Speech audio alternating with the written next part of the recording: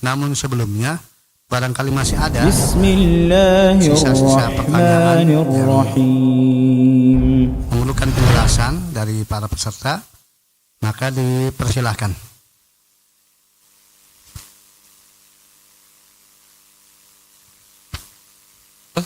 Bapak ada pertanyaan dari sebelumnya?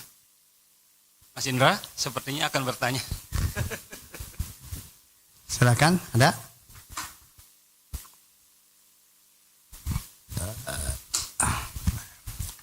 Jazakallah khairan Ustadz, Ana ingin bertanya mengenai sifat perbuatan Allah yang baru, bahwa tadi kan dicontohkan seperti Allah berbicara kepada Nabi SAW ketika Isra Miraj. Apakah termasuk perbuatan Allah yang baru, yakni ketika ia menciptakan makhluknya yang baru ataupun memberi rizki? Baik, barakallahu fiik. Ya, satuan-satuan Allah Ta'ala menciptakan, maka Allah menciptakan kita ya baru ketika ya dia menciptakan kita. Alam tentunya apa? Lebih baru mana? Allah menciptakan Adam dengan lebih menciptakan kita. Ya, kita lebih baru, Adam lebih dulu. Allah menciptakan Adam lebih dulu. Nah, bagaimana dengan Allah menciptakan alam dengan bumi dan langit? Mana lebih dulu? Ya, Adam. Ya, jadi Allah menciptakan langit dan bumi kan dulu sebelum adanya umat manusia. Ya, mana yang lebih dulu diciptakan? Iblis atau Adam? Iblis. Ya, berarti iblis Adam baru dibandingkan dengan penciptaan iblis. Ya demikian. Demikian juga rizki. Kan rizki mengikuti siapa? Mengikuti makhluknya. Maka pemberian rizki oleh Allah Ta'ala kepada makhluknya ya baru ketika makhluknya itu ada. Sebelum makhluknya itu ada ya Allah nggak memberikan rizki kepada makhluk tersebut. Tapi apakah Allah sudah pemilik sifat pemberi rizki? Sudah. Sejak kapan? Sejak azali. Nah, paham kan? Mudah kan untuk dipahami? Simple. Ya, kalau kemudian Allah pemberi rezeki kemudian jadi azalian, kemudian rezekinya mengalir begitu saja tanpa diperbuat, baru terjadi sekarang padahal perbuatannya dari dulu, itu malah enggak simple. Enggak simple, enggak logis dan ruwet. Dan itulah dampak dari menafikan kebaruan pada Allah Subhanahu wa taala. Jadi semata-mata baru dalam makna yang tadi terkait dengan sifat-sifat salah satuannya itu enggak ada sedikit pun. Mana nilai kekurangan pada Allah dari itu semuanya? Mana? Enggak ada. Karena sifat itu sudah dimiliki oleh Allah Ta'ala, sudah dimiliki oleh Allah Ta'ala jauh sebelum Allah berbuat. Adapun perbuatan Allah Ta'ala yang mengikuti kehendaknya itu baru sempurna. Kalau kemudian tidak bisa berbuat walaupun berkehendak, ya itu gimana? Malah enggak sempurna. Mau berbuat udah tertahan dengan apa? Dengan keazalian, maka nggak bisa melakukan apa-apa. Ya itu malah nggak sempurna. Yang sempurna itu adalah fa'alul lima yurid. Dan itu ayat yang jelas. Berbuat sesuai dengan apa yang dia kehendaki. Wallahu a'lam bishawab. Nah, ada yang lain? Belakang.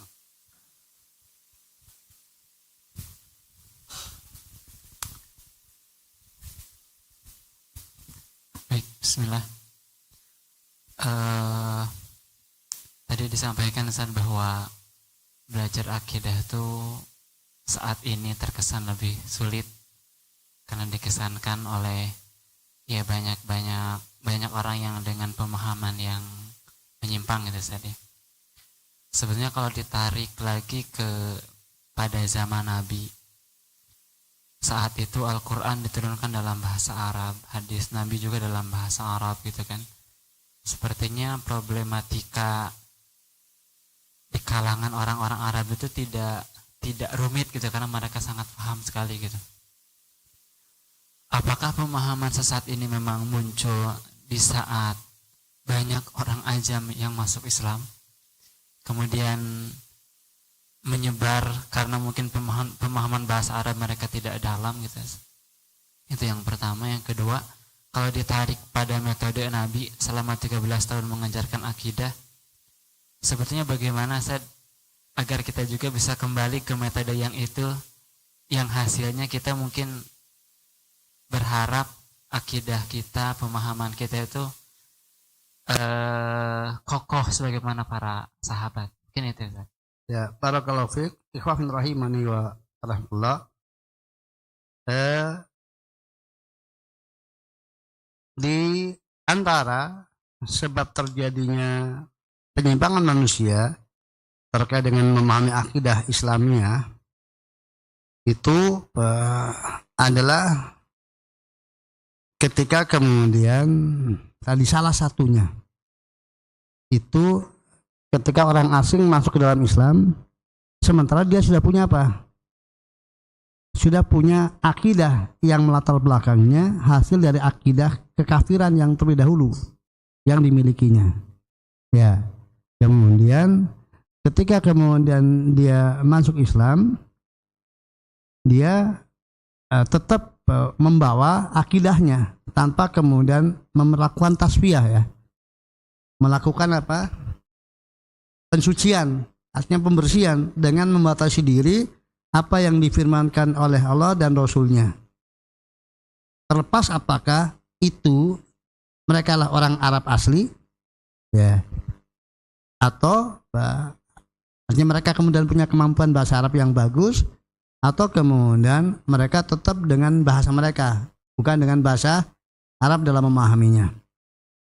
Ya, jadi pengaruh akidah yang sebelumnya yang dimiliki kemudian tidak ada ketundukan dan kepatuhan kepada informasi yang baru yang mereka dapatkan dari Alkitab dan Sunnah. Seandainya mereka kemudian mau tunduk dan patuh dengan informasi yang ada semata ya, tanpa kemudian membawa apa bekal yang sebelumnya yang dimiliki, maka baik dia pandai berbahasa Arab maupun tidak, insya Allah akan apa? Akan selamat ya. Kemudian juga yang kedua adalah apa?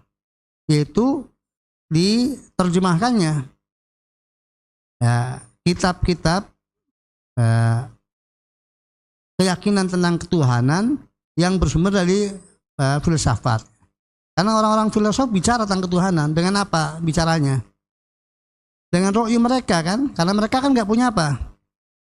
Nggak punya kitab, lalu berpikir tentang Tuhan mereka dengan ru'yunya. Nah, dalam kitab-kitab filsafat mereka kemudian dipindah ke dalam bahasa Arab, diajarkan kepada kaum muslimin tanpa kemudian kaum muslimin apa? Mempelajari terlebih dahulu apanya? Alkitab dan As-Sunnah, tapi langsung apa dari kitab-kitab yang bersumber dari filsafat tentang ketuhanan. Ya, maka kemudian ketika datang dan itu sudah menurut mereka sudah itu pegangan mereka. Maka ketika kemudian datang Alkitab dan As-Sunnah sudah terlanjur apa?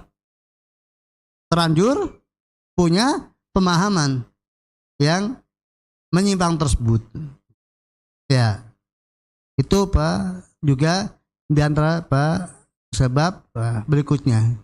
Jadi kalaulah kemudian seseorang itu tidak memiliki kemampuan bahasa Arab, tetapi sekali lagi dia tidak terkontaminasi sebelumnya, atau kemudian dia bisa menghilangkan dia berangkat kepada fitrahnya, lalu kemudian bukan dari hasil pendidikan. Kan kalau kemudian sebelumnya bukan muslim, maka pelajaran akidah yang sampai kepadanya imma itu adalah warisan dari para rasul. Ya. Seperti kaum musyrikin itu kan sudah punya akidah tentang Allah Ta'ala. Ya. Warisan dari siapa? Dari Ibrahim turun temurun. Maka yang ada pada mereka ya cuma menyimpang dalam syiriknya. Tetapi tentang informasi hari kiamat yang rusak. Tetapi tentang informasi tentang Allah Ta'ala nggak rusak mereka. Ya, maka mereka memahami tentang Allah Ta'ala ya sesuai dengan apa? Sesuai dengan teks dalam bahasa Arabnya tersebut. Tapi bahwasanya Allah itu tunggal dalam hak untuk disembah, ya walaupun itu teks bahasa Arabnya namanya begitu, mereka sudah terlanjur punya apa? Punya keyakinan dan mereka nggak mau tunduk. Adapun kemudian tentang informasi tentang Allah Ta'ala memang nggak berbeda dengan apa yang mereka yakini selama ini. Jadi mereka hanya apa? Hanya menambah informasi dari yang mereka belum yakini dan nggak bertentangan. Artinya sesuai dengan fitrah mereka dan ya, sudah sesuai dengan logika, artinya logika mereka bahwasanya ya Rob mereka harus begitu gitu. Jadi ya mesti begitu. Jadi membenarkan walaupun mereka tidak beriman bahwa itu informasi bersumber dari siapa? Dari Allah SWT ya. Tetapi ya itu enggak beda. Karena itu pula keyakinan kaum Yahudi dan kaum Nasrani sebelumnya ya.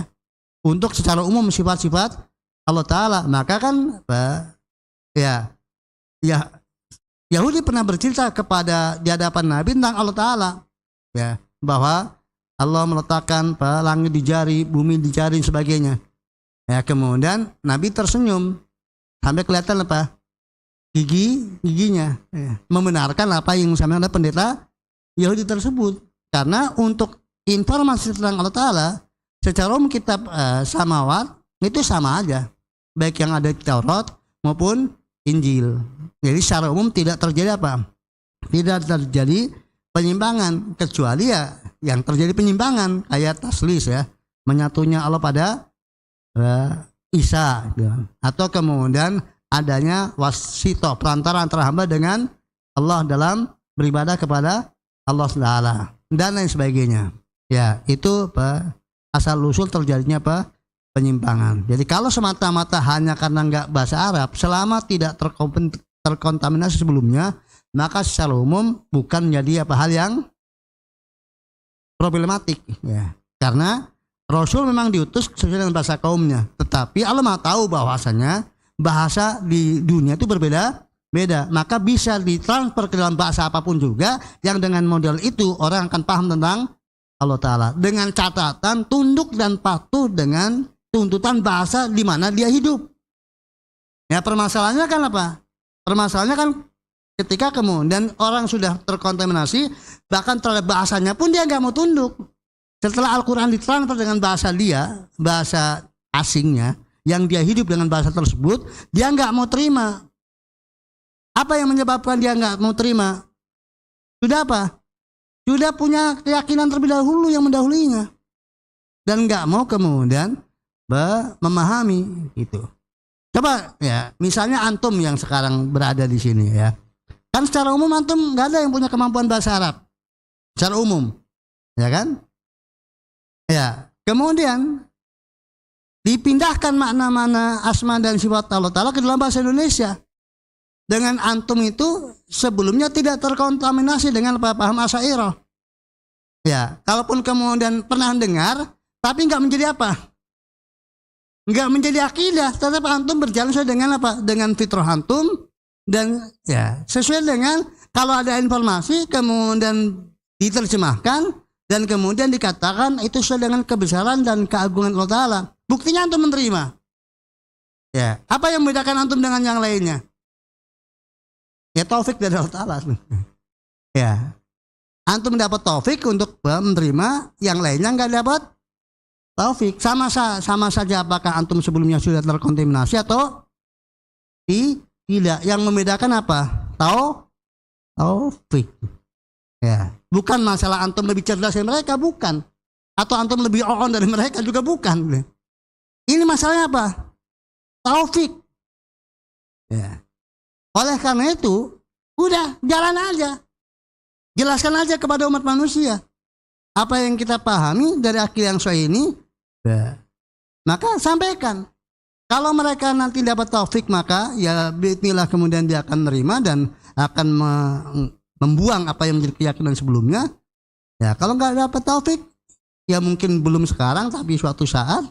Intinya akidah ini mesti sampai. Ada yang menerima ataupun tidak ada yang menerima, itu adalah bukan urusan kita, tetapi harus sampai. Kita upayakan sampai kepada umat manusia sebagai kewajiban kifai, fardu kifayah, dan itu adalah sesuatu yang sangat berharga, yang sangat mulia, karena menjadi sebab benarnya akidah seorang yang seandainya dia dalam akidah yang sebelumnya bisa jadi nasibnya adalah celaka. Wallahu a'lam bishawab. Nah, ya, ada yang lain?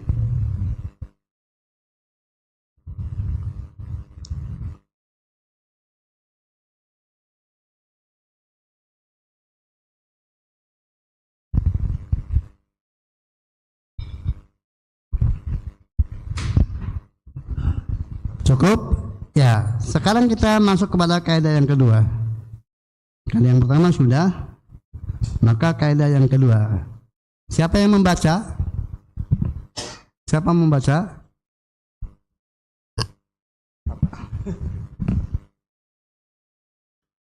Ada yang siap membaca?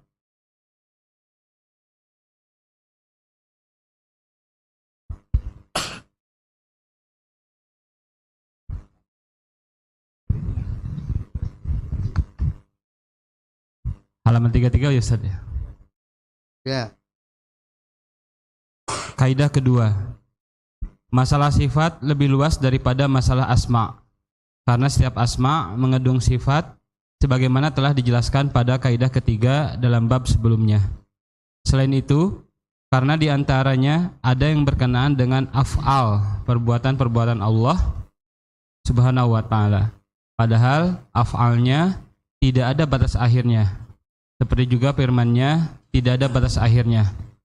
Allah Subhanahu wa taala berfirman, "Walau annama fil ardi min syajaratin aqlamun wal bahru yamudduhu min ba'dihi sab'atu abhurin ma nafidat kalimatullah innallaha azizun hakim."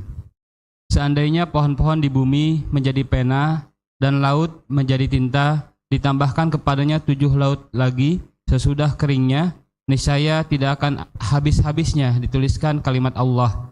Sesungguhnya Allah Maha Perkasa lagi Maha Bijaksana. Ya, perhatikan itu pada kalimat yang di atas ada pengulangan ya, tidak ada batas akhirnya. Seperti juga firman Ta'ala tidak ada batas. Oh ya, jadi ya itu maksudnya seperti juga kalam Allah Ta'ala yang tidak ada batasnya. Itu bukan pengulangan. Jadi perbuatan Allah Ta'ala tidak ada batasnya. Demikian juga sifat Allah Ta'ala juga tidak ada batasnya. Jadi Allah berbicara, itu tidak ada yang bisa membatasi. Apabila Allah berkehendak berbicara, maka Allah akan berbicara. Dan tadi sudah disebutkan, seberapapun pohon yang ada itu rantingnya atau dahannya untuk menulis firman Allah Ta'ala sebagai pena, dan laut sebagai tintanya nggak akan habis firman Allah Ta'ala.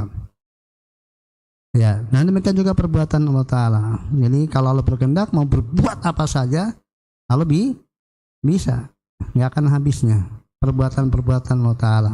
Dan Allah akan berbuat kapan saja ya, tanpa ada batas jika Allah menghendaki untuk berbuat. Jadi ketika Allah tidak berbuat, bukan berarti karena Allah tidak mampu berbuat. Ya, dan ketika Allah berbuat dengan bentuk-bentuk perbuatan tertentu, bukan berarti Allah tidak mampu melakukan perbuatan yang lainnya. Tetapi perbuatannya hanya terbatas siapa? Yang dikehendaki. Yang tidak dikehendaki bukan karena Allah nggak bisa, karena Allah nggak berkehendak. Ya.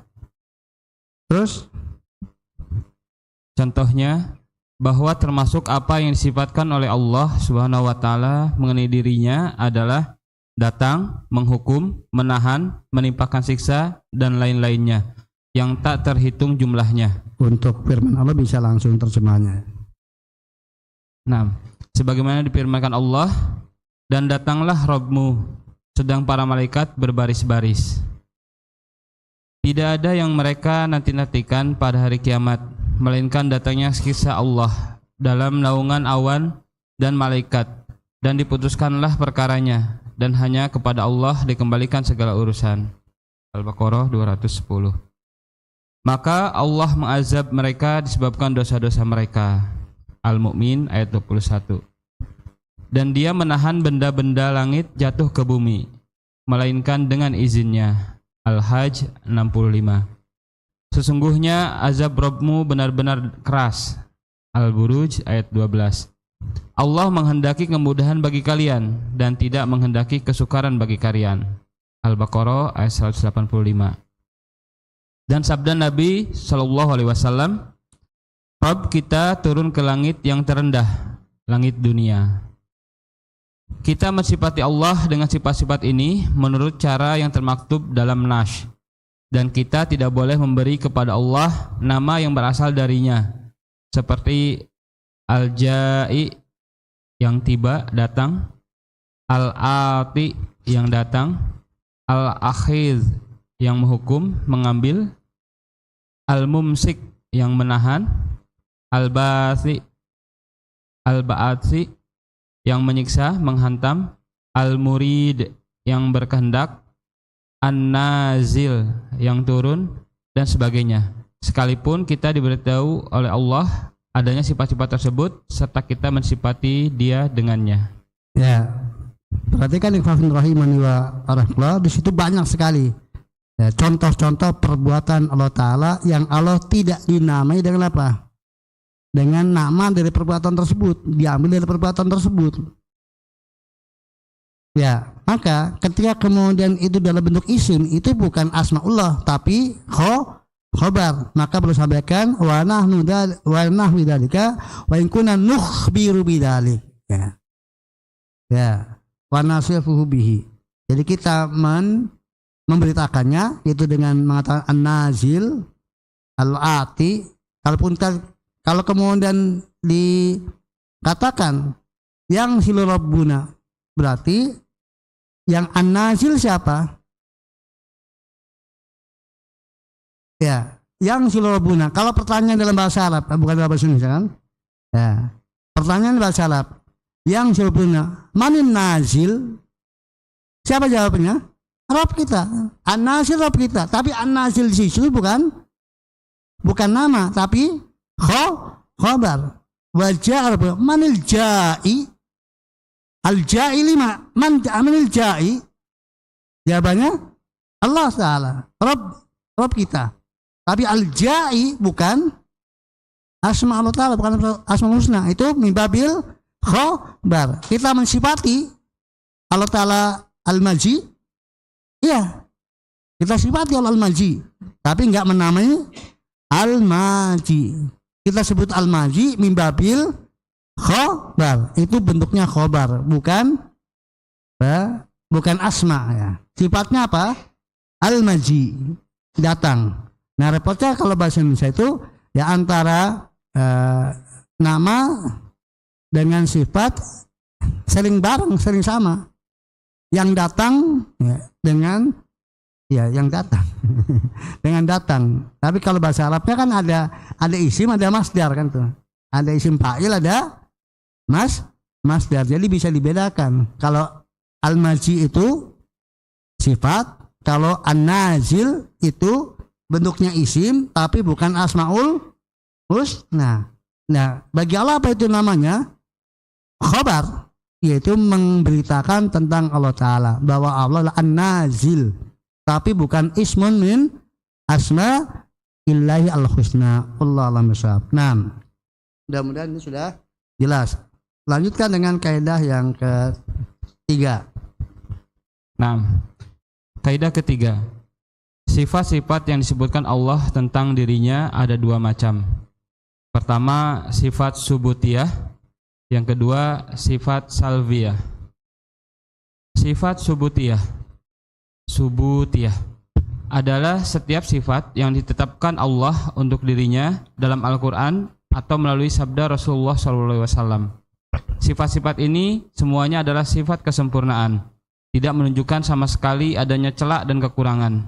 Contohnya al-hayah, hidup, al-ilm, pengetahuan, al-qudrah, kekuasaan, istiwa, bersemayam di atas ars, nuzul, turun ke langit terendah, wajah, yad, tangan, dan lain-lainnya. Sifat-sifat ini wajib ditetapkan benar-benar sebagai milik Allah sesuai dengan keagungan dan kemuliaannya berdasarkan dalil sam'i dan akal. Dalil sam'i antara lain, dalil sam'i maksudnya dalil wahyu ya, Al-Quran atau hadis ya. Nah, dalil sam'i antara lain, wahai orang-orang yang beriman, tetaplah beriman kepada Allah dan Rasulnya dan kepada kitab yang Allah turunkan kepada Rasulnya serta kitab yang Allah turunkan sebelumnya, Barang siapa yang kafir kepada Allah, malaikat-malaikatnya, kitab-kitabnya, rasul-rasulnya, dan hari kemudian, maka sesungguhnya orang itu telah sesat sejauh-jauhnya. An-Nisa 136. Iman kepada Allah mencakup iman kepada sifatnya. Iman kepada kitab yang diturunkan Allah kepada Rasulnya mencakup iman kepada seluruh sifat Allah yang termaktub di dalamnya. Dan iman kepada kerasulan Muhammad SAW mencakup iman kepada setiap apa yang beliau beritakan tentang Allah Subhanahu wa Ta'ala, yang menjadikan beliau sebagai Rasulnya. Adapun menurut dalil akal, bahwa Allah Subhanahu wa Ta'ala telah memberitahukan tentang dirinya dengan sifat-sifat ini. Padahal Allah Maha tahu akan sifat-sifat dirinya sendiri, Maha benar firman-Nya, dan Maha baik penuturannya.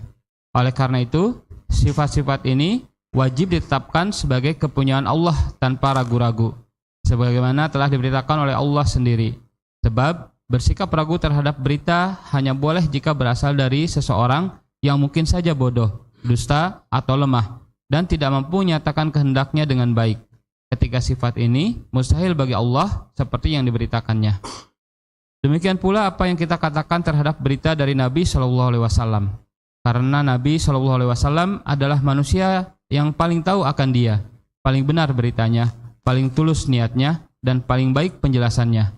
Maka wajib menerima sifat dari beliau apa adanya. Ya, barakallahu fikum. Di dalam penjelasan mu'alif di sini, maka ada beberapa kondisi yang dimiliki oleh Allah Ta'ala, ya, yang mewajibkan bagi kita untuk membenarkan informasi dari Allah Ta'ala dan juga informasi dari Rasulullah, karena ada beberapa kondisi yang dimiliki oleh Allah dan Rasulnya yang mengharuskan kita untuk nggak usah ragu-ragu untuk apa? Untuk menyatakan apa yang dinyatakan oleh Allah dan Rasulnya sebagaimana yang dinyatakan, nggak perlu ragu.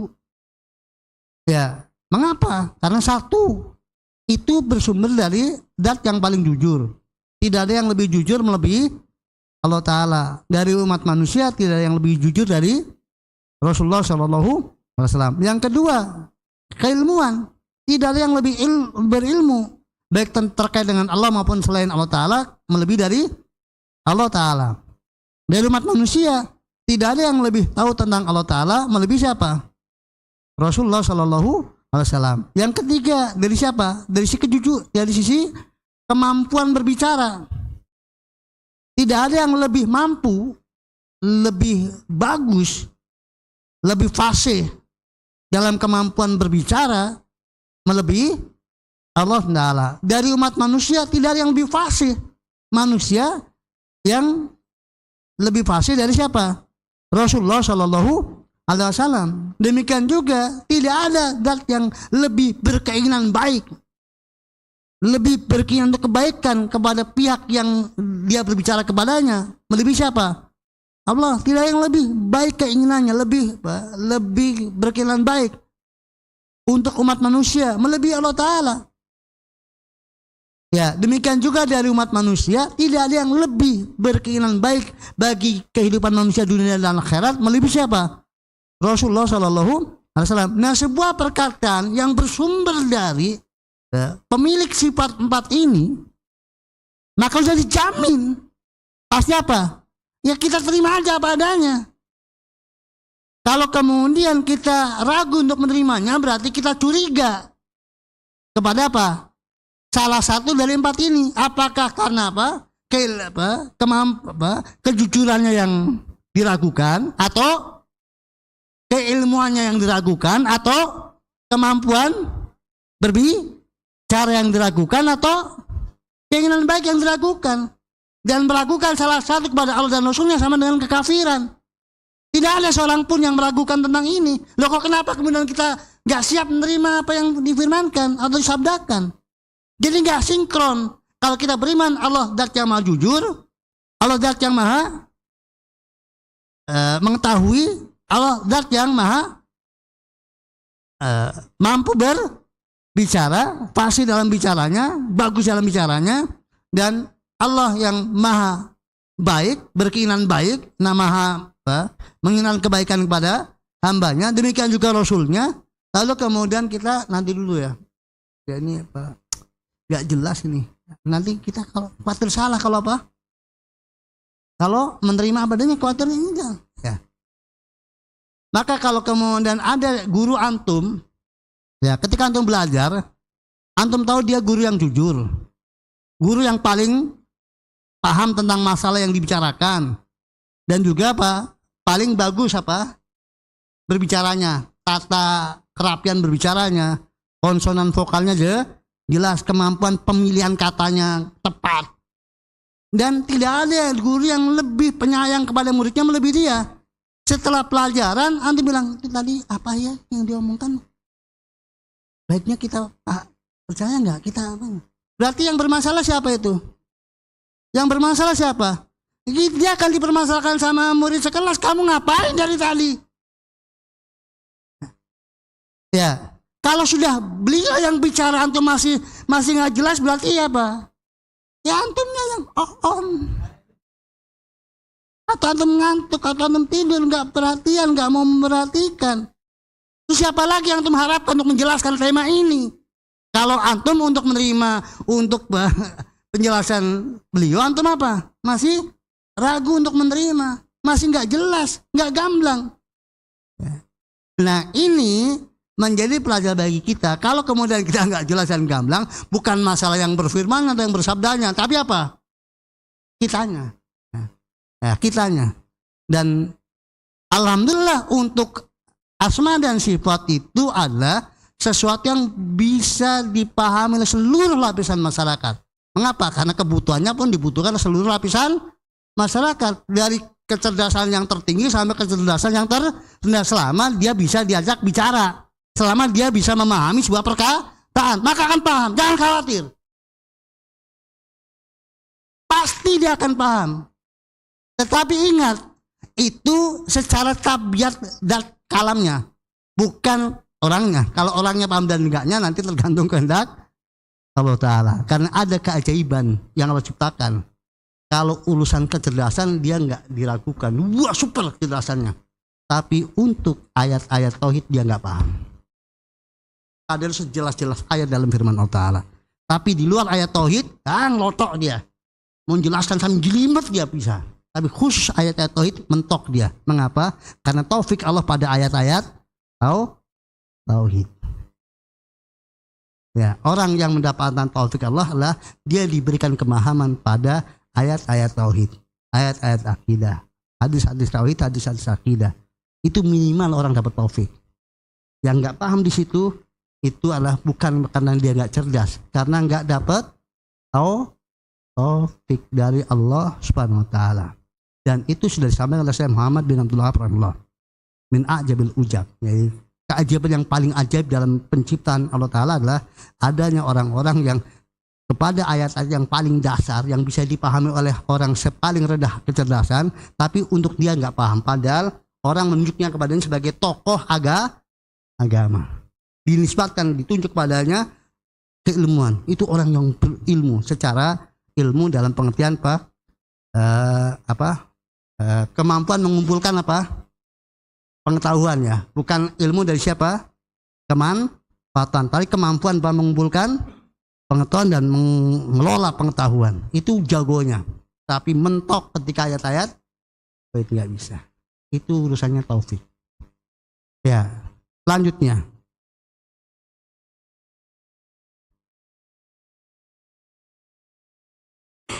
kemudian sifat salbiyah adalah setiap sifat yang dinafikan Allah bagi dirinya melalui Al-Quran atau sabda Rasul Sallallahu Alaihi Wasallam. Seluruh sifat ini adalah sifat kekurangan dan tercela bagi Allah. Contohnya maut, mati, tidak hidup, naum, tidur, jahal, kebodohan, nisyan, kelupaan, ajz, kelemahan, ketidakmampuan, ta'ab, kecapean, kelelahan. Sifat-sifat tersebut wajib dinafikan dari Allah Subhanahu wa taala berdasarkan keterangan di atas, dengan disertai penetapan sifat kebalikannya secara lebih sempurna. Karena apa yang dinafikan, apa yang tidak layak untuk menetapkan sifat kesempurnaan yang menjadi lawan atau kebalikannya. Jadi tidak sekedar menafikan saja. Ya, sebenarnya ini membacanya karena apa yang dinafikan apa yang tidak layak, untuk menetapkan sifat kesempurnaan supaya maknanya menjadi pas. Jadi tujuan dari apa yang dinafikan, apa yang tidak layak itu disebutkan yang tidak layak itulah dalam rangka apa? Untuk menetapkan sifat kesempurnaan yang menjadi lawan atau kebalikannya itu. Ya, selanjutnya. Nah, jadi tidak sekedar menafikan saja, sebab penafian tidak menjadi sempurna kecuali jika mengandung sesuatu yang menunjukkan kesempurnaan. Karena penafian artinya tidak ada dan sesuatu yang tidak ada adalah nihil. Lantas bagaimana bisa menjadi sesuatu kesempurnaan? Selain itu, penafian bisa juga karena tidak dapat diterima, yang berarti juga tidak sempurna. Seperti jika Anda mengatakan, tembok ini tidak mampu melakukannya, yang berarti suatu kekurangan. Seperti kata seorang penyair, suatu kabilah yang tidak dapat mengingkari janji, dan sedikit pun terhadap manusia tidak dapat bertindak sewenang-wenang. Dan seorang penyair lain berkata, akan tetapi kaumku sekalipun memiliki kedudukan, mereka sedikit pun tidak terlibat dalam kejahatan, meski hal itu mudah untuk dilakukan. Contoh sifat salbiyah. Pertama, firman Allah Subhanahu wa taala, dan bertawakallah kepada Allah yang hidup, kekal, yang tidak mati. Quran surat Al-Furqan ayat 58. Penafian sifat salbiyah yakni maut dari Allah menunjukkan kesempurnaan sifat hayah baginya, hidupnya. Hayah maksudnya hidup ya. Nah, Terus kedua, firman Allah Subhanahu wa taala, dan Rabbmu tidak menganiaya seorang pun juga. Al-Kahfi ayat 49. Penafian sifat salbiyah dalam ayat ini berarti menunjukkan kesempurnaan sifat ilm dan kudrah baginya. Oleh karena itu, selanjutnya Allah berfirman, sesungguhnya Allah Maha mengetahui lagi Maha perkasa. Surat Fatir ayat 44. Allah menfirmankan demikian karena kelemahan disebabkan oleh ketidaktahuan akan cara-cara penciptaan atau disebabkan oleh keterbatasan kemampuan. Maka berdasarkan kesempurnaan ilmu, pengetahuan dan kudrah kekuasaan Allah Subhanahu wa taala, tidak sulit dan tidak sukarlah baginya suatu apapun di langit ataupun di bumi. Dengan contoh ini dapat kita ketahui bahwa penafian sifat salbiyah bisa menunjukkan lebih banyak sifat kesempurnaan. Barakallahu fiik. Ya, itu di dalam kitab terjemahan ada kekeliruan. Jadi ayat yang dibawakan pada contoh yang kedua itu mestinya bukan walid limurabuka ahada, tetapi ayat dalam firman Ta'ala ya, atau contoh yang ketiganya dan nggak disebutkan di situ. Ya, tidak disebutkan pada contoh yang ketiganya. Jadi mestinya di situ itu masih kurang, ada sekian kalimat yang hilang. Ya, pada kalimat setelah ayat dan Rabbmu tidak menganiaya seorang pun juga, itu ada keterangan, yaitu apa? Maka dinafikannya sifat aniaya itu menunjukkan atas kesempurnaan keadilan Ta'ala. Ya, ada tambahan itu mestinya. Ya, jadi dinafikannya sifat aniaya menunjukkan apa? Kesempurnaan sifat keadilan Allah Ta'ala. Kemudian baru ayat berikutnya yang itu enggak tercantum di sini. Yaitu apa? Ayat dalam surat Fatir ayat 44. Contoh ketiga. Nah, jadi ada 3 contoh. Contoh ketiga adalah firman Allah Ta'ala di mana berfirman, dan sama sekali Tuhanmu tidak lemah dari sesuatu pun, baik di langit maupun di bumi. Artinya tidak ada sesuatu pun di langit maupun yang di bumi yang membuat Allah lemah atau Allah tidak mampu. Nah, dinafikan ajaz baru ini. Ya, baru ini. Dinafikan sifat salbiyah ajaz, yaitu tidak mampu atau lemah, dalam ayat ini berarti menunjukkan kesempurnaan sifat ilmu dan qudrah, ilmu dan kemampuan. Oleh karena itu selanjutnya Allah berfirman, innahu kana aliman qadira, sesungguhnya Allah Maha mengetahui lagi Maha kuasa. Setelah ayat itu jadi ditutup dengan sesungguhnya Allah Ta'ala adalah zat yang Maha mengerti lagi maha mampu. Karena ketidakmampuan itu sumbernya dua, kelemahan sumbernya dua, karena nggak tahu atau karena nggak punya kemampuan. Kok sampai nggak bisa melakukan, itu karena dua, ima karena nggak tahu bagaimana caranya, atau tahu tapi nggak bisa apa, nggak punya kemampuan, artinya nggak mampu gitu ya. Maka itu ya, menunjukkan bahwa kadang satu sifat dinafikan menunjukkan bahwa banyak sifat kesempurnaan lawannya.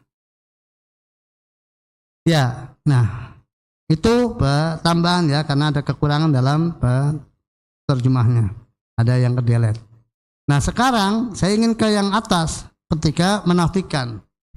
Jadi prinsip menafikan kekurangan dari Allah Ta'ala adalah apa? Untuk menetapkan sifat kesempurnaan. Itu intinya.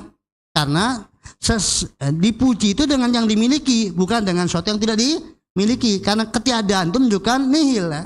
Namanya nggak ada. Jangankan untuk dipuji, ada aja enggak. Pujian itu untuk sesuatu yang ada. Bisa dengan metode isbat, ya menetapkan apa yang dimiliki. Bisa dengan metode apa? Menghilangkan kekurangan darinya. Itu metode memuji. Adapun semata-mata meniadakan, itu ada beberapa kemungkinan. Di antaranya menunjukkan kelemahan. Menunjukkan kelemahan. Ya, ini nggak pernah loh ada yang jadi korban penganiayaannya. Kok bisa? Ya orang kerempeng kayak gini, ceking gini. Ya nggak akan makan korban dong. Dia nggak berani apa-apa. Jadi korban iya. Tapi nggak ada yang pernah jadi korbannya. Kenapa? Ya kelemahan yang dimilikinya. Bukan karena apa? Bukan karena kuatnya, kemudian adilnya dan hikmahnya. Bukan karena kelemahannya. Maka nggak pernah yang jadi korban baginya. Ya, itu satu. Terkadang apa? Itu bukti akan apa? Kelemahan. Dinafikan sesuatu darinya. Bukan karena keistimewaannya. Ya, itu contoh pada bait yang kedua. Atau pada bait ya yang pertama maupun yang kedua. Ya, kemudian atau yang contoh karena memang tidak memiliki sifat itu maupun yang sebaliknya, tidak menerima sifat yang dinafikan maupun sebaliknya. Ya, gelas ini tidak pernah menganiaya siapapun. Memang dia pernah berbuat baik?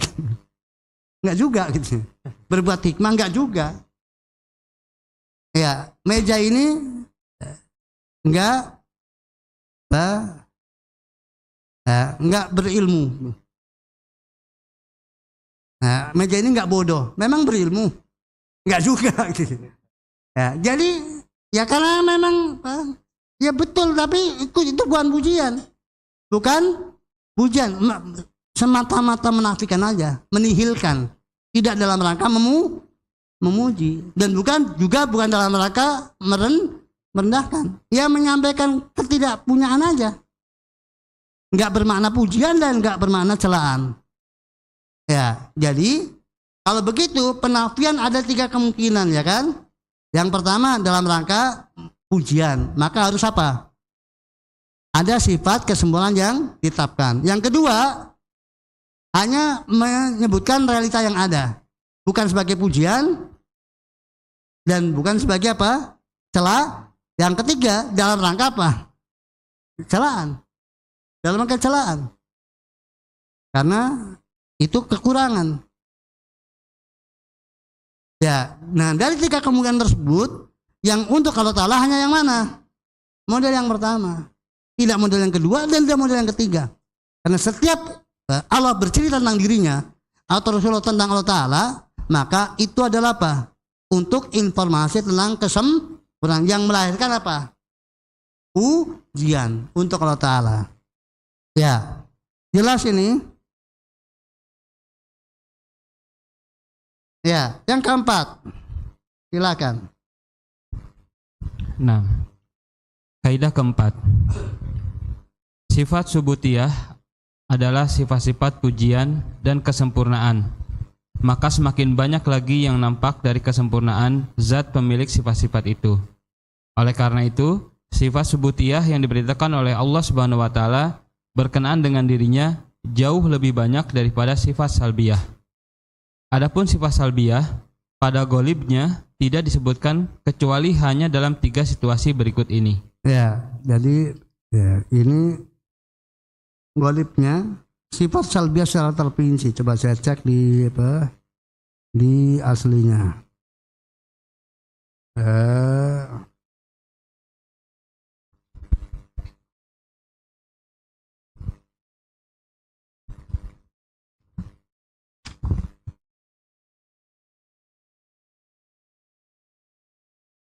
Ya, lanjutkan. Betul, ya. Lanjutkan, nanti akan saya jelaskan. Nah, Setelahnya insyaallah. Ya. adapun sifat salbiyah pada golibnya tidak disebutkan kecuali hanya dalam 3 situasi berikut ini. Pertama, menerangkan keumuman kesempurnaan Allah seperti dalam firman-Nya, tidak ada sesuatu pun yang serupa dengannya. Asy-Syura ayat 11. Dan tidak ada seorang pun yang setara dengan Dia. Al-Ikhlas ayat 4.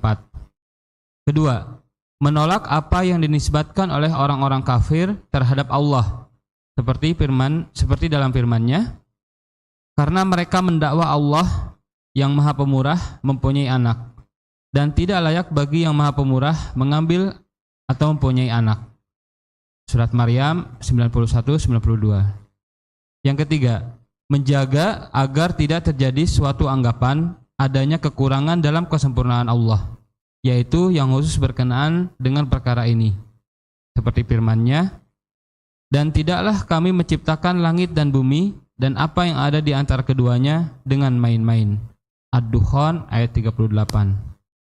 Dan sesungguhnya telah kami ciptakan langit dan bumi dan apa yang ada di antara keduanya dalam 6 masa, dan kami sedikit pun tidak tertimpa keletihan. Surat Qaf ayat 38. Ya, barakallahu fiik. Ya, terkait dengan sifat salbiyah ya. Sifat yang dinafikan sifat subudiyah dan sifat salbiyah. Tadi sudah dijelaskan, antum sudah paham apa subudiyah dan apa salbiyah. Kemudian di sini mu'alif menjelaskan tentang mengapa sifat subudiyah itu apa? Terperinci. Karena sifat subudiyah adalah sifat kesempurnaan, semakin dirinci semakin nampak kesempurnaan Allah Subhanahu wa taala. Ya, semakin dirinci semakin nampak. Berbeda dengan sifat salbiyah. Maka sifat salbiyah itu ya, pada asalnya adalah global ya. Ya, pada asalnya global. Itu sifat salbiyah. Kemudian terkadang dirinci karena ada beberapa alasan seperti yang disebutkan di sini. Jadi akan lebih tepat, artinya lebih bagus ya. Kalau kemudian mu'alif itu memetakan dulu bahwa sifat salbiyah yang tentang Allah Ta'ala datang dalam bentuk 2 model. Yang pertama bentuk secara global. Ini pada umumnya. Ya. Jadi pada asalnya tentang sifat Allah adalah global. Maka perincian sedikit. Karena usulnya global. Nah, mengapa kok global? Karena kalau global itu lebih mengena, lebih mendalam di dalam apa? Menetapkan kesempurnaan Allah secara mutlak, secara umum. Seperti sudah saya ceritakan tadi. Ketika dikatakan laisa kamitslihi syai'un, tidak ada sesuatu pun yang serupa dengan Allah Ta'ala, itu lebih mengena ke dalam jiwa bahwa Allah memiliki kesempurnaan yang apa? Yang mutlak dalam segala sesuatunya. Maka karena saking sempurnanya Allah Ta'ala dalam segala sesuatunya, tidak ada sesuatu pun yang apa? Yang menyamai Allah Ta'ala. Jadi lebih mengena. Nah sekarang, bahwa terkadang memang itu asalnya. Tetapi terkadang memang Allah Ta'ala menyebutkan sifat salbiyah secara terperinci. Yang secara umum belum sebutkan di sini berarti ada 2. Ya, yang pertama untuk apa? Karena 3 kan yang 1 umum. Baru yang 2 yang terperinci. Karena laisa kamitslihi syai'un itu dalam bentuk umum, dalam bentuk global. Nah, yang contoh yang kedua dan yang ketiga baru itu dalam bentuk rinci-perincian. Seperti apa? Tidak punya anak, ya. Dinafikan anak, kepemilikan anak, dan dinafikan capek atau dinafikan main-main. Kalau tidak beranak, tidak bermain-main, dan tidak capek. Nah, di situ untuk apa? Untuk menafikan apa yang sudah ditetapkan untuk Allah Ta'ala tetapi keliru. Seperti Allah punya anak. Itu kan menolak apa yang sudah dinisbatkan kepada Allah sesuatu yang keliru. Itu tujuan pertama. Allah menafsil, merinci. Tujuan kedua untuk apa? Mencegah anggapan keliru. Walaupun pada contoh yang kedua ini juga bisa masuk kategori contoh yang pertama. Karena untuk ayat misalnya Qaf ayat 38 itu kan sudah terjadi bahwa Allah itu istirahat. Mengapa Allah istirahat? Kira-kira mengapa Allah istirahat? Capek kan? Siapa yang ngomong Allah istirahat? Siapa? Yahudi. Yahudi.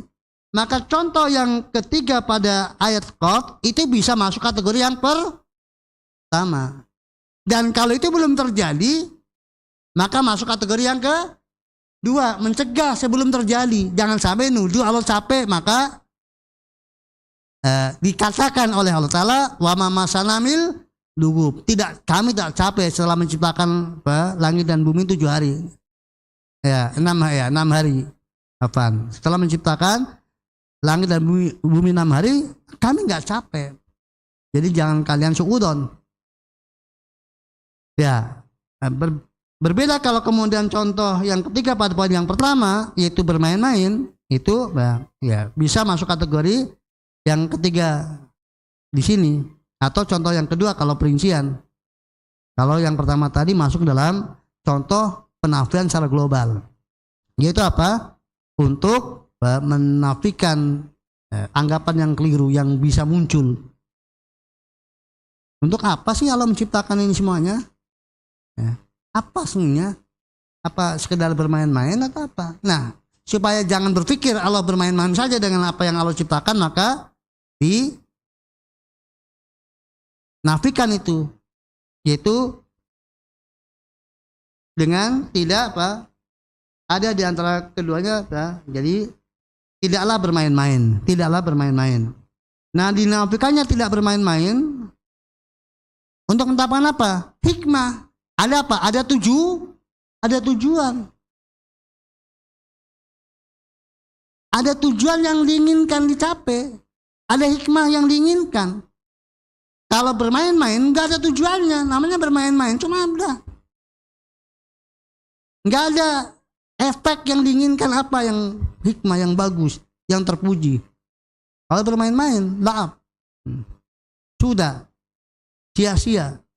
Maka dinafikan bermain-main dan sia-sia pada diri Allah Ta'ala. Karena itu tidak sesuai dengan hikmah Allah Ta'ala. Semua perbuatan Allah ada apanya?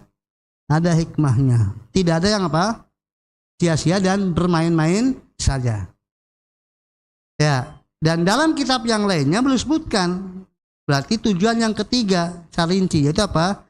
Li tausyati dauratul isbat.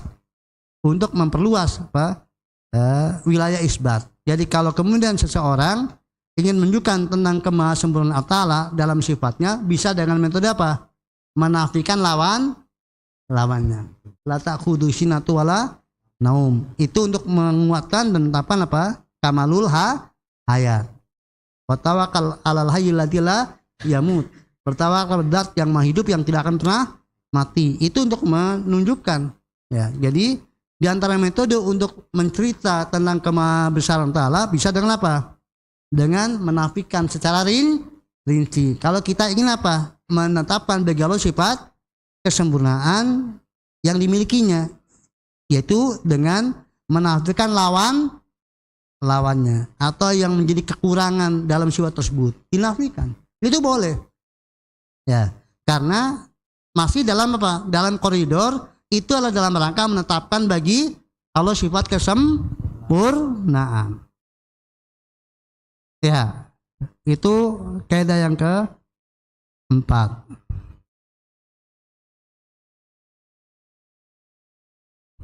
Kemudian kaidah yang kelima. Nah, kaidah kelima. Sifat subutiyah ada dua macam, zatiyah dan fi'liyah. Sifat zatiyah adalah sifat yang senantiasa dan selamanya ada pada diri Allah Subhanahu wa taala.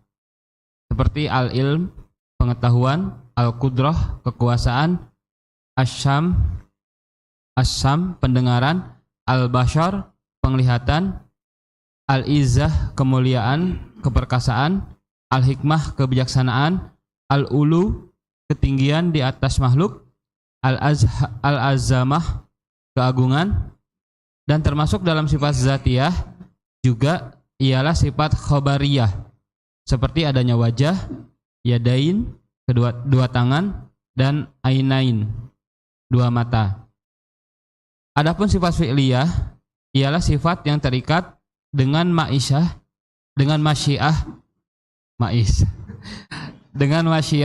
kehendak Allah Subhanahu wa taala. Jika Allah menghendaki maka dilakukannya, dan jika tidak maka tidak dilakukannya. Seperti istiwa, bersemayam di atas ars, dan nuzul, turun ke langit terendah. Bisa juga suatu sifat menjadi zatiyah fi'liyah ditinjau dari dua segi, seperti kalam, pembicaraan. Ditinjau dari segi asal atau pokoknya adalah sifat zatiyah, karena Allah Subhanahu wa taala selamanya akan tetap berbicara. Tetapi ditinjau dari segi satu persatu, terjadinya kalam adalah sifat fi'liyah karena terikat dengan masyiah. Allah berbicara apa yang Dia kehendaki apabila Dia menghendaki. Sebagaimana firman-Nya, sesungguhnya perintahnya apabila Dia menghendaki sesuatu hanyalah berkata kepadanya, jadilah, maka terjadilah ia. Surat Yasin ayat 82. Dan setiap sifat yang terikat dengan masyiah adalah mengikuti hikmahnya. Hikmah ini kadangkala dapat kita ketahui, tetapi kadangkala kita tidak mampu memahaminya. Namun kita benar-benar yakin bahwa Allah Subhanahu wa taala tidak menghendaki sesuatu melainkan apa yang dikehendakinya. Itu pun sesuai dengan hikmahnya.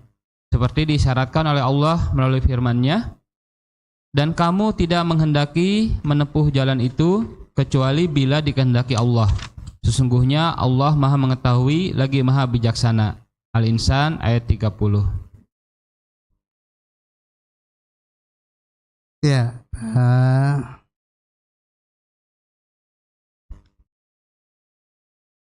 itu kaidah yang kelima dan nampaknya jelas ya, karena tadi sudah dijelaskan dan dengan apa yang disampaikan oleh mu'alif maka menegaskan apa yang tadi sudah dijelaskan.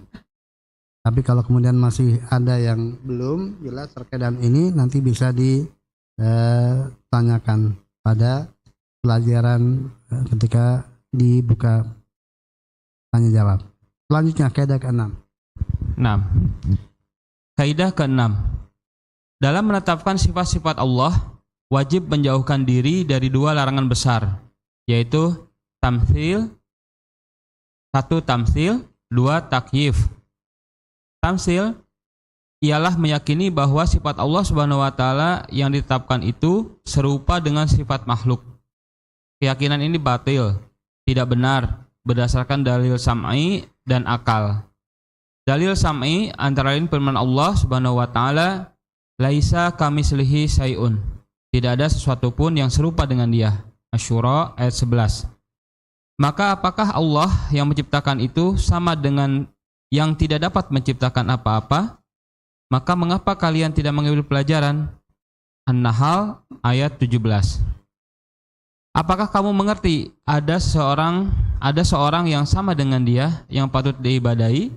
Maryam ayat 65. dan tidak ada seorang pun yang setara dengan dia.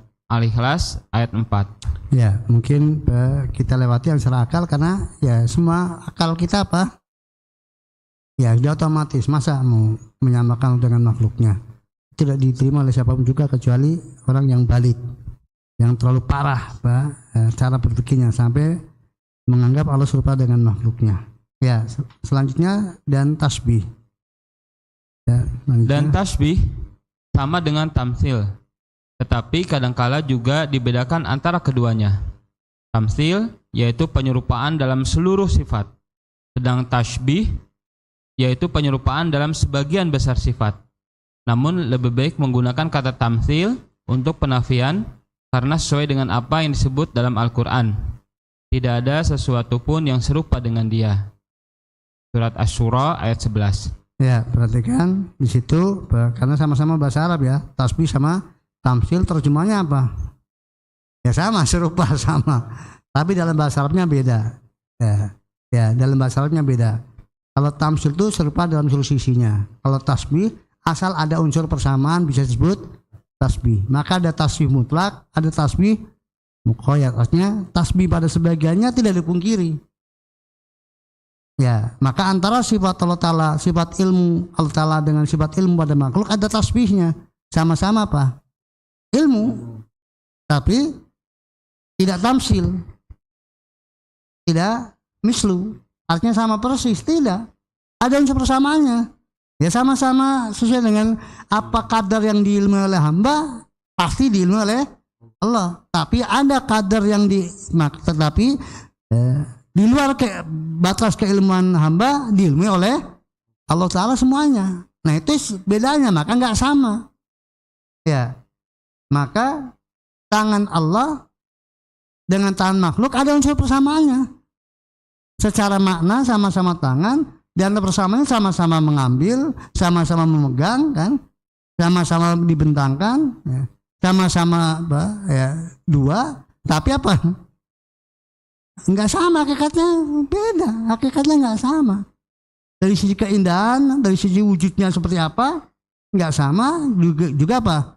Setelah diketahui wujudnya, bagaimana keindahannya pun apa? Nggak bisa disamakan. Tapi ada unsur apanya? Unsur persamaan, sama-sama berjari jemari kan, sama-sama. Tapi seperti apa? Ya, tangan salah, kemudian jari jemarinya, kemudian bagaimana bentuknya, itu ya hanya Allah Ta'ala yang tahu. Tidak ada sama, maka tidak bisa disamakan sama kita, tidak bisa disamakan. Tidak menafikan adanya unsur apa? Unsur bersamaan. Sekali lagi, karena tidak adalah dua sesuatu kecuali yang wujud, kecuali ada apanya? Ada unsur persamaannya, ada unsur persamaannya. Tetapi tidak setiap yang ada unsur persamaannya disebut apa? Sama. Maka yang dinafikan oleh Allah apa? Al-misal, al-samiyah, padanan. Itu yang dinafikan. Al-kufu, setara. Itu yang dinafikan. Bukan menafikan semua yang dimiliki oleh makhluk, tidak. Allah tidak menafikan pada dirinya semua yang dimiliki oleh makhluk, tidak. Ya, tetapi menafikan kesetaraan, kesamaan, kesepadanan. Ya, kaitannya dengan yang dimiliki oleh makhluk. Ya, kemudian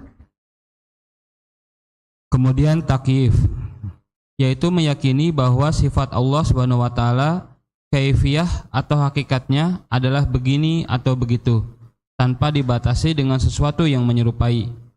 Keyakinan ini pun tidak benar dan menyalahi dalil sam'i dan akal. Dalil sam'i antara lain firman Allah Subhanahu wa taala, dan janganlah kamu mengikuti apa yang kamu tidak mempunyai pengetahuan tentangnya. Sesungguhnya pendengaran, penglihatan, dan hati semuanya akan dimintai pertanggungjawabannya. Al-Isra ayat 36. Dan telah jelas bagi kita bahwa kita tidak dapat mengetahui kaifiyah sifat Rabb kita karena Dia telah memberitahukan tentang kaifiyahnya. Nah, karena Dia tidak ya. Tidak ya. Karena dia tidak memberitahukan tentang kaifiyahnya. Dengan demikian, takyif yang kita lakukan berarti mengikuti atau taklid apa yang tidak kita kenal dan mengatakan apa yang tidak mungkin dapat kita ketahui. Adapun menurut akal, bahwa sesuatu tidak dapat diketahui kaifiyah atau hakikat sifatnya kecuali setelah diketahui kaifiyah atau hakikat zatnya atau diketahui misal yang persis sama dengannya. Padahal cara-cara ini semuanya tidak terpenuhi dalam mengetahui kaifiyah sifat Allah Subhanahu wa taala. Ya, jadi itu tadi seperti yang sudah saya sampaikan. Jadi ada 3 atau 4. Beliau sampaikan jalur takyif kan, adapun menurut akal bahwa sesuatu tidak dapat kita ketahui kaifiyahnya kecuali setelah apa? Ya, dengan bahasa apa? Diketahui kaifiyahnya. Artinya apa? Maksudnya melihat langsung ya. Jadi itu dengan melihat langsung dari sesuatu tersebut. Ya, coba kita pada kitab aslinya. Ya. Ya, memang redaksi di aslinya setelah mengerti ilmu kaifiyahnya. Ya, mengilmuinya dari mana? Ya dengan apa? Dengan dalam redaksi yang lainnya beliau dengan apa? Dengan melihat langsung dari kaifiyat dari dat tersebut, dari yang mau disifati. Kemudian yang kedua adalah dari apa? Padanannya. Nah, yang 3 sudah disebutkan di situ, itu dari apa? Dari informasi, dari khobar, berita sumber yang terpercaya. Ya, selanjutnya. Nah, dapat juga dikatakan. dapat Ya, terus. dapat juga kita katakan kaifiyah yang bagaimana yang Anda reka untuk sifat Allah Subhanahu wa taala. Kaifiyah apapun yang Anda reka dalam pikiran Anda, maka Allah Maha Agung dan Maha Suci dari itu semua. Dan kaifiyah apapun yang Anda reka untuk sifat Allah, maka Anda bertindak salah dalam masalah ini karena Anda tidak mempunyai landasan ilmunya. Berdasarkan hal ini, wajib bagi kita menjauhkan diri dari takyif, baik melalui rekaan hati, pernyataan lisan, atau isyarat tangan. Oleh karena itulah, tatkala Imam Malik rahimahullah ditanya tentang firman Allah Ta'ala, Allah bersemayam di atas arsy, bagaimanakah Allah itu istiwa atau bersemayam? Ketika itu tertunduklah beliau sampai-sampai seluruh tubuhnya bersimbah peluh. Kemudian berkata, bersemayam itu tidak asing lagi pengertiannya, tetapi bagaimana halnya tidak dapat diketahui dengan akal. Mengimaninya adalah wajib dan menanyakannya adalah bid'ah. Diriwayatkan pula dari Rabi'ah, Syekh Imam Malik, ucapan seperti ini. Begitu juga para ulama setelah keduanya. Mereka mengikuti mizan tolak ukur ini. Ya, cukup sampai di sini. Kalau sudah cukup terkait dengan kaidah yang ke-6, yaitu meniadakan tamsil dan takyif. Insya Allah sudah jelas. Ya, sekarang langsung pada kaidah yang ke-7. Nah, kaidah ke-7. Sifat Allah adalah tauqifiyah, berdasarkan pada wahyu dan akal tidak mempunyai peran di dalamnya. Untuk itu kita tidak mengentapkan sesuatu pun sifat untuk Allah kecuali jika ada dasarnya dari kitab dan sunnah. Imam Ahmad rahimahullah mengatakan, tidak boleh Allah disifati kecuali menurut apa yang telah dia sifatkan untuk dirinya dan menurut apa yang telah disifatkan oleh Rasulullah SAW. Tidak melanggar Al-Quran dan Al-Hadis. Ya, barakallahu fiik. Maksudnya di sini tidak boleh dengan akal secara mandiri. Ya, bukan kemudian melarang akal sama sekali, tapi melarang akal dengan tanpa dibuktikan dengan apa? Dengan wahyu. Adapun kemudian kita memikirkan lalu kemudian ada wahyunya, itu tidak masalah. Tapi hakimnya wahyu, bukan hakimnya akal. Wallahu a'lam bishawab. Ya, selanjutnya. Dilalah indikasi Alkitab dan As-Sunnah atas ketetapan sifat mempunyai 3 cara. Pertama, menyebut sifat itu secara langsung, seperti Al-Izzah kemuliaan, keperkasaan, al-quwwah, kekuatan, ar-rahmah, kasih sayang, al-batsi, siksa, hukuman, al-wajah, wajah, al-yadain, dua tangan, dan lain-lain. Ya, yang pertama ini karena memang ayatnya sudah langsung begini bunyinya. Ya. Walilal izzatu kan. Dulquwatil matin. Kemudian durrahmah. Kemudian inabasya rabbika. Kemudian wayab qawaju rabbika. Jadi sudah langsung ya, bentuknya sifat. Ya, bal yadahu mabsutatani. Jadi bentuknya langsung sifat. Ya, yang kedua, menyebut asma yang di dalamnya tergantung sifat, seperti al-ghafur, Maha Pengampun, mengandung sifat maghfirah, pengampunan. As-sami', Maha Mendengar, mengandung sifat asyam, pendengaran, dan sebagainya. Ketiga, menyebut kata kerja atau kata benda yang menunjukkan sifat, seperti bersemayam di atas ars, turun ke langit terendah, datang untuk memberi keputusan di antara makhluk pada hari kiamat, dan memberikan balasan kepada orang-orang berdosa kafir, berdasarkan firman Allah yang Maha Pemurah bersemayam di atas ars. Surat Toha ayat 5. Sabda Nabi SAW, Rob kita turun ke langit terendah, dan firman-Nya, dan datanglah Robmu sedang malaikat berbaris-baris. Surat Fajar, Al-Fajr ayat 22. Sesungguhnya kami akan memberikan pembalasan kepada orang-orang yang berdosa. As-Sajdah ayat 22. Ya, nah ikhwafin rahimani wa tarhullah. Di sini nggak kelihatan dalam bahasa Indonesia karena dalam bahasa Indonesia kata kerjanya dengan kata sifatnya sama kan. Datang kan ja'a katanya. Ya, yakti ya. Dalam bahasa sifatnya al-maji wal ityan. Kalau bahasa Arabnya beda kan. Nah, redaksinya beda. Kalau bahasa Indonesianya sama. Yang silu itu bahasa Arabnya kan, kata fiil. Dalam sifatnya dengan masdar nuzul. Dalam bahasa Indonesianya turun sama. Ya, antara kata kerja dengan kata sifat yang menunjukkan benda artinya apa? Ya kata ya itu sama. Ya maka ya tetapi intinya antum bisa pahami dengan dari penjelasan ketika disebutkan dalam bahasa Arabnya. Ya, nah alhamdulillah ikhwafin rahimani warahmatullah, ternyata sesuai dengan target, yaitu kita bisa menyelesaikan apa? Memang target saya selesai bab tentang apa? Kaidah-kaidah sifat, untuk melanjutkan pada pertemuan berikutnya tentang kaidah-kaidah dalil, kaidah-kaidah dalil.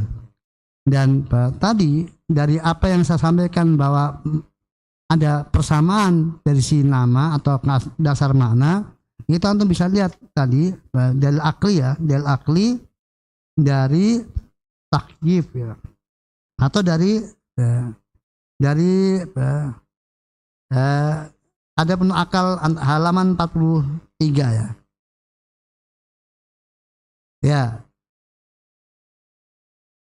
Jadi pada halaman 43 pada bukti akal ketiga, kita saksikan adanya makhluk memiliki kesamaan dalam sebutan tetapi berbeda dalam apa? Hakikat dan kualitasnya. Ya.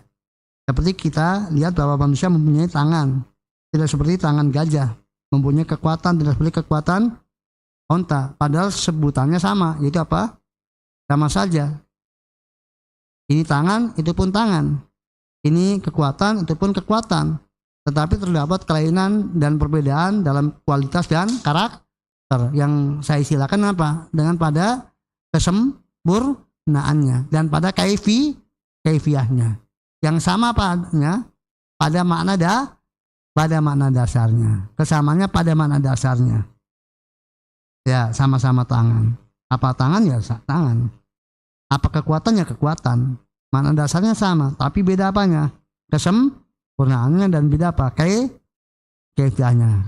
batas akhir sempurnanya atau tentang kaifiahnya, itu yang berbeda. Maka tidak melazimkan kalau sama lafadznya, sama makna dasarnya, maka sama hakikatnya, baik dari sisi kesempurnaannya maupun dari sisi kaifiahnya. Allah alam bishawab. Ya, masih ada waktu kurang lebih 10 menit untuk kalau ada sisa-sisa pertanyaan. Nah, Fadol, Bapak-bapak ada pertanyaan?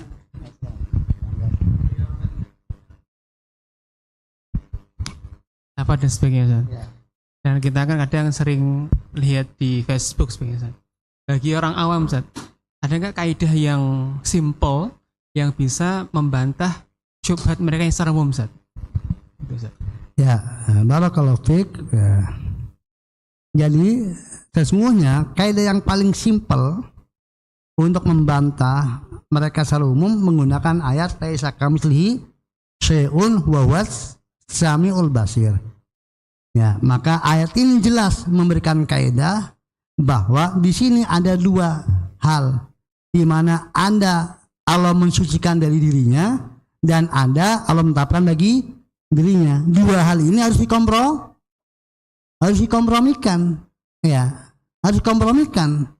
Maka pada sisi Allah tidak sama dengan suatu pun, itu jangan pernah dimaknai bahwa Allah tidak punya apapun. Ya, pada sisi bahwa Asamul Basir jelas berarti Allah punya asam wal basar, tapi jangan pernah dipahami berarti sama dengan makhluknya, karena kan ayat di depannya apa?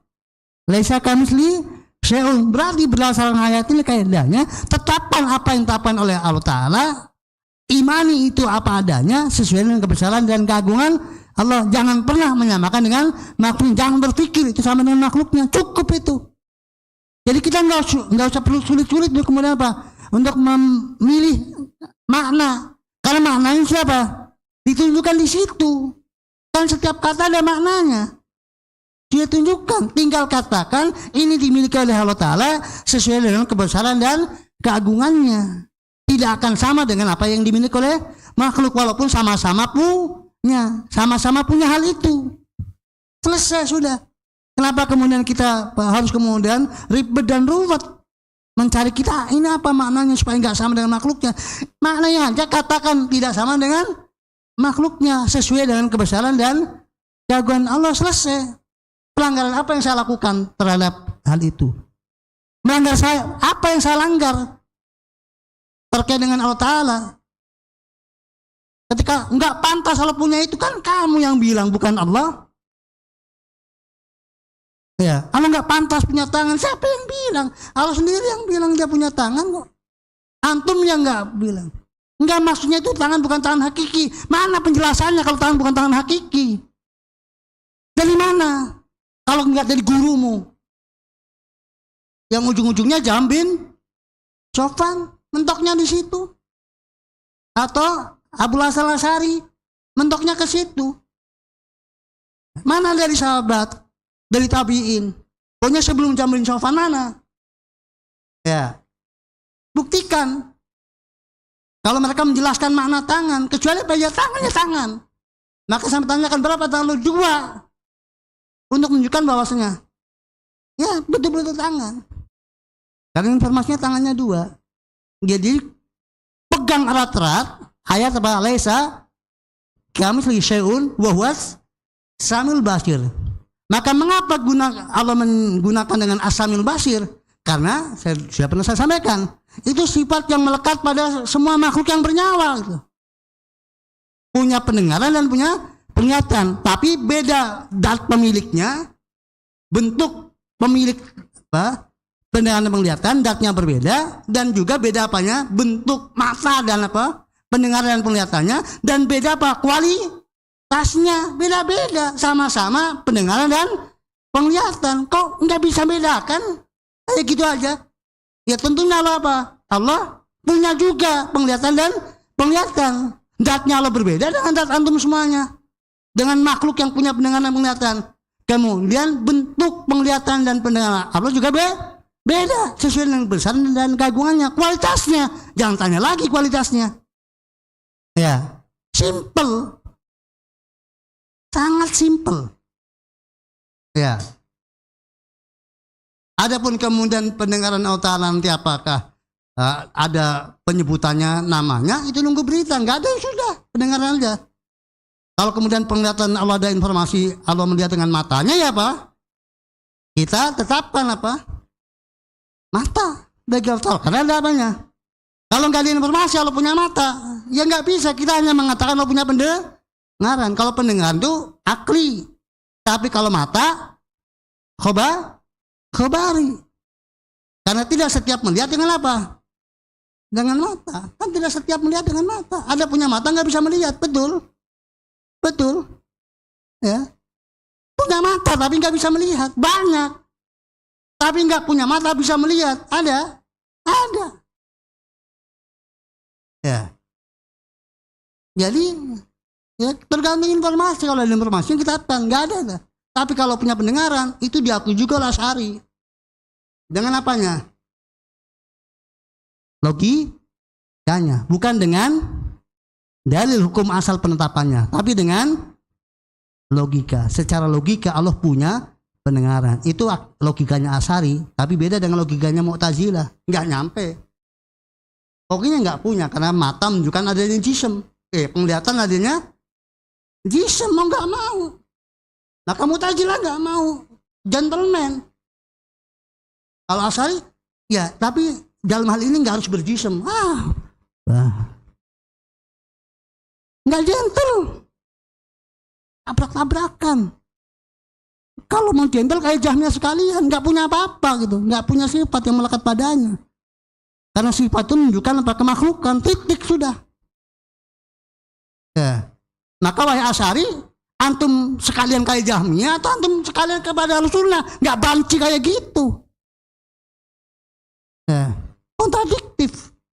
Mau nggak mau itu. Ya. Yang lainnya, silakan. Ya, terakhir mungkin ini. Ya. Jazakallahu khairan Ustaz. Di sesi sebelumnya disebutkan bahwa Allah itu sesuatu. Bolehkah disebutkan dalilnya Ustaz yang menyebutkan bahwa Allah itu juga disebut sebagai sesuatu? Ya, tadi ayat ayu syai'in akbaru sa'adah. Qulillah. Ayu syai'in akbaru sa'adah. Qulillah. Sesuatu apa yang paling besar yang dipersaksikan? Katakan Allah. Berarti Allah adalah sesuatu. Ya.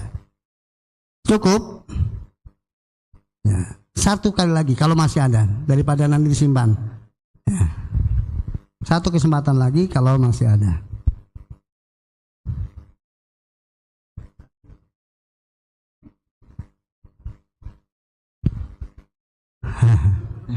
Ustadz, Abul Hasan Asy'ari kan diberitakan rujuk ke pemahaman salaf. Tapi kenapa hal ini tidak bisa diterima oleh pengikutnya? Ahlul ahwa. Sahih. Ya. Dan cara mereka untuk menolaknya dianggap itu berita dusta. Jadi mereka apa? Mendustakan. Itu adalah giguannya Salafi Wahabi gitu ya. Ada valid. Informasi itu valid.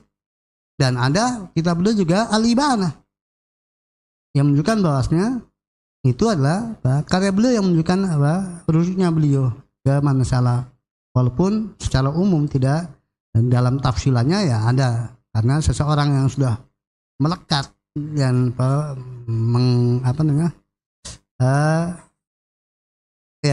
mendarah daging itu nggak mengakar ya, nggak mudah untuk kemudian bisa hilang seakar-akarnya ada, tapi secara umum sudah kembali kepada manhaj salaf rahimallah Imam Asy'ari. Enggak mereka akui nggak apa-apa. Ya sekarang kalaupun dan kita nggak terpengaruh Imam Asy'ari mau kembali logika, itu kan untuk kepentingan beliau. Seandainya nggak beliau juga nggak rugi. Itu adalah kepentingan manfaat bagi beliau, keuntungan beliau. Seandainya nggak ada informasi Imam Abdul Hasan Asy'ari, ya, andaikan itu juga kemudian, jadi kita nggak sama sekali kemudian untuk kemudian bersandar kemudian karena Imam Asy'ari berubah kita pegang enggak. Walaupun Abu Hasan Asy'ari tetap dalam akidahnya, ya kita mengambilnya dari apa? Akidahnya. Ya. Adapun antum ke Imam Asy'ari enggak berubah, ya tidak berarti kemudian itu benar. Ya. Silakan aja. Jadi itu adalah menyampaikan realita yang ada, bukan berbahagia dan berbangga dengan apa? Dengan tobatnya, dalam arti dengan akidah kita, bukan. Karena ya kita berbahagia dan berbahagia dengan akidah hak, walaupun apa? Nggak ada pengikutnya kecuali sahabat. Nggak ada yang memilikinya kecuali siapa? Sahabat. Seantero jagat kemudian apa? Menyelisih sahabat, nggak peduli. Apalagi pada kenyataannya akidah sahabat terus apa? Terestafetkan karena Nabi telah bersabda la tazalu ta'ifatun min ummati dhahirina lalu hak. Itu kebahagiaan dan akan senantiasa ada sampai hari kiamat. Ya, terlepas apakah si A si B apa bertobat tidaknya mah bukan apa? Ya cuma kalau kemudian seorang bertobat kan kita apa? Ya ikut apa? Ikut senang atas keselamatan dia. Bukan kemudian kita menjadi tambah pengikut, tambah teman. Enggak ada teman pun no problem. Ya. Kita harus punya prinsip begitu. Enggak ada teman, enggak masalah. Maka yakinlah dengan yakin-yakinnya supaya enggak ikut terpengaruh orang sesat gara-gara apa? Merasa sendirian. Ya kalau kemudian sudah yakin, lainnya nyemplung jurang masa mau ikut nyemplung jurang? Udah tahu jalan ke situ, endingnya jurang. Antum yakin sepenuhnya, orang ke situ semuanya. Antum ikut? Ikut enggak? Enggak. Antum enggak ada temannya lah. Enggak peduli, enggak ada temannya. Wong itu jalan ke jurang kok, saya lewat sini aja. Enggak ada temannya, no problem. Sudah ada yang dulu. Sekarang enggak ada temannya, tapi sudah ada yang dulu. Saya tahu, udah lewat sini dahulu. Siapa? Para sahabat, para tabiin, para tabiin, udah lewat sini, bukan lewat situ. Ya, demikian kita cukupkan sampai di sini. Semoga bermanfaat bagi kita semuanya. Kita lanjutkan pada pertemuan berikutnya, ya insya Allah tanggal boleh di bulan April atau di bulan Mei dengan ahad yang ketiga sama insya Allah. Ya, antara dua pilihan itu insya Allah di bulan April atau di bulan Mei insya Allah. Demikian dari saya. Subhanallahi wa bihamdihi asyhadu an la ilaha illa anta astaghfiruka wa atubu ilaik. Assalamualaikum warahmatullahi wabarakatuh. Waalaikumsalam warahmatullahi wabarakatuh.